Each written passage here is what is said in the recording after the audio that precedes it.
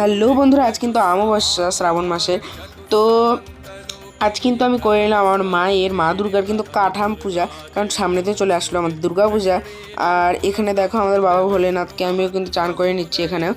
আর এখানে দেখো এই জায়গাটা কিন্তু ভেঙে গেছে, যেহেতু এটা 2-3 বছর থেকে একই কাঠামোতে মায়ের পূজা চলছে। তোমরা তো জানোই আমাদের এখানে শ্রাবণ মাসের অমাবস্যাতে মানে আজকের দিনে কিন্তু আমাদের এখানে মা কালীর পূজা হয়। মানে আমাদের এখানে কিন্তু সবাই শ্রাবণী কালী বলেই চিনে।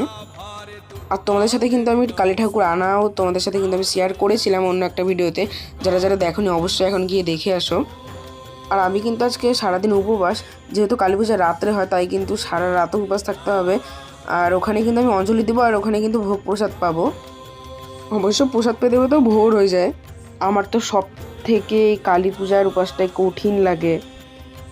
শিব পূজা যেহেতু বিকালের মধ্যে হয়ে যায় তাই অত কিন্তু কষ্ট হয় না, কিন্তু এটা কিন্তু সারা রাত এবং সারা দিন থাকতে হয়।